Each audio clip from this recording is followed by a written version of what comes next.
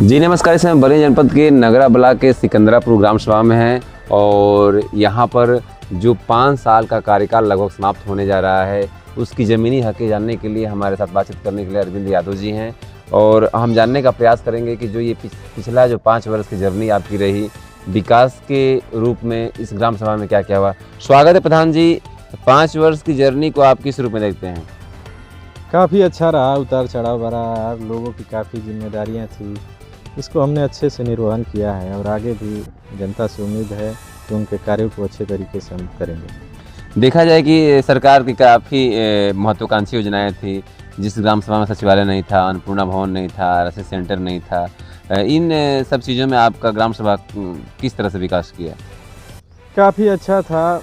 जहाँ तक बात है पंचायत भवन की, तो हमारे यहाँ काफ़ी प्रयास किया गया कि एक बहुउद्देशीय पंचायत भवन मिले, लेकिन ज़मीन के अभाव में और पूर्व में एक एकल कक्ष था, तो कुछ टेक्निकल वजहों की वजह से फिर मैंने एक शानदार CSC सेंटर के लिए वहाँ प्रस्ताव रखा, उसको पास किया गया, तो मैंने उसको बनाया भी और अभी सजाने का काम चल रहा है। अगले महीने आप लोग फिर आइएगा, मैं वहाँ आप लोग से एक अच्छा सा वीडियोग्राफी करा के दिखाऊँगा। चूँकि जनपद बलिया पड़ता है और लगभग 50 किलोमीटर के आसपास दूरी पड़ती है, किस तरह से कठिनाइयाँ होती हैं आप लोगों के लिए और क्या और सुविधाएं आप लोगों की ग्राम सभा को चाहिए? ग्राम सभा को मूल रूप से तो समस्या ये है कि हम लोग को मनरेगा के तहत जो कार्य होते हैं, मटेरियल वगैरह के जो पक्के काम, तो सरकार से काफ़ी नुकसान होता है।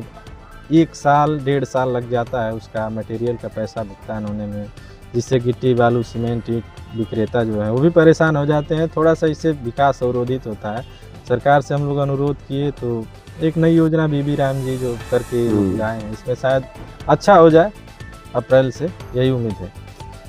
अभी देखा जाए कि कई ग्राम सभाओं में काफ़ी कुछ समस्याएं, नाली की समस्याएं हैं, रोड की समस्याएं, खंजा की समस्याएं हैं।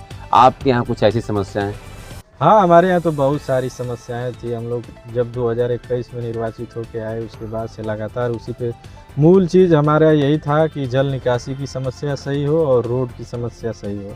तो इसी 2 चीज़ पे मैंने विशेष रूप से फोकस किया है, नाली और सड़क पे। जहाँ तक हम लोग बात करें कि पिछले कार्यकाल की, जब आपने शपथ ग्रहण लिया अपने कार्यकाल का, उसके पहले ग्राम सभा का स्वरूप कैसा था? अब आपके कार्यकाल चूँकि समाप्ति की तरफ बढ़ रहा है, कितनी चेंजिंग आप देखते हैं? बहुत चेंजिंग हुई है। पहले जैसे लोग खेतों में जाने के लिए मेड़ थे, पगडंडियों पे साइकिल से, तो पैदल लेके जाते थे खाद बीज। हमने काफ़ी लगभग 20 से 25 चकबंद का निर्माण कराया, जिससे आप ट्रैक्टर ट्राली लेके जा सकते हैं, आराम से अपने रिक्शा बाइक ठेला से जा सकते हैं, और लोग से आप पूछेंगे तो बताएंगे भी। बतौर ग्राम सभा के निवासी अरविंद यादव और बतौर प्रधान होने के नाते कितना अपने ग्राम सभा के विकास से संतुष्ट हैं? संतुष्टि तो नहीं हो पाती है, क्योंकि अभी काफ़ी कुछ करना है। पिछड़ा गांव था हमारा, जिसमें बहुत सारी अभी नालियों की समस्या थी, रोड की समस्या थी, जिसको मैंने लगभग 70% कार्य कर चुके हैं। अभी 30 से 40% काम अवशेष हैं, जिसको आने वाले समय में किया जाएगा। मेरा बहुत प्रयास अभी 2 महीने में ही क्रांतिकारी रूप से कार्य करने का है कि अब मार्च 31 तक जितने ज़्यादा हो सके सड़क और नाली का कार्य किया जाए। जहाँ तक बात की जाए स्वास्थ्य की, शिक्षा की, तो इस स्वरूप में आपका ग्राम सभा कहाँ है? अगर स्वास्थ्य के रूप में देखा जाए या फिर शिक्षा के रूप में देखा जाए तो अपने ग्राम सभा को कहाँ देखते हैं आप? स्वास्थ्य और शिक्षा के क्षेत्र में भी हमारा गांव प्रगति के तरफ है। जो नौजवान हैं अच्छे से पढ़ाई लिखाई करके सेना से लेकर के अन्य तमाम नौकरियों में जा रहे हैं और अच्छा कर रहे हैं। अभी देखा जाए कि जब किसी प्रधान का कार्यकाल का अंतिम समय होता है, उसका कुछ सपना होता है, जैसा कि आप बोल रहे हैं, तो वो क्या सपने थे जो आप द्वारा भी सपने के रूप में ही आप उसे पूरा करने का प्रयास करेंगे?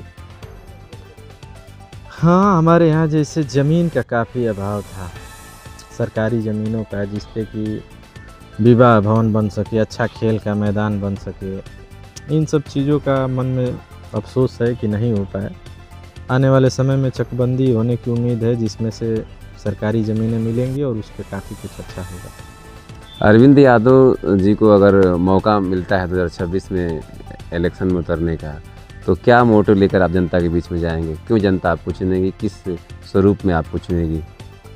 जनता से मैं यही आग्रह और निवेदन करूंगा कि जो मैंने पिछले 5 साल में काम किया है उसका मूल्यांकन वो पिछले 10 से 15 सालों के कार्यों से करे, उसके बाद उसे समझ में आए तो हमें मौका दे, अन्यथा न दे।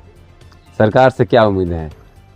सरकार से उम्मीद है कि समय पे धनराशि उपलब्ध करा दी जाए, जिससे कि ग्राम पंचायतों का विकास हो सके। काफ़ी विलम्ब धनराशि उपलब्ध कराने से हम लोग को काफ़ी समस्या उपलब्ध होती है, जिससे मजदूर से लेके ठेकेदारों से लेके गिट्टी बालू मजदूर से सबका समस्या आता है, समस्याएं आती हैं। तो ये थे अरविंद यादव जी, जिन्होंने बड़ी बेबाकी के साथ में ग्राम सभा के विकास के मुद्दे पर जो 5 वर्ष की जर्नी रही, आपने कहा काफ़ी कुछ कहा।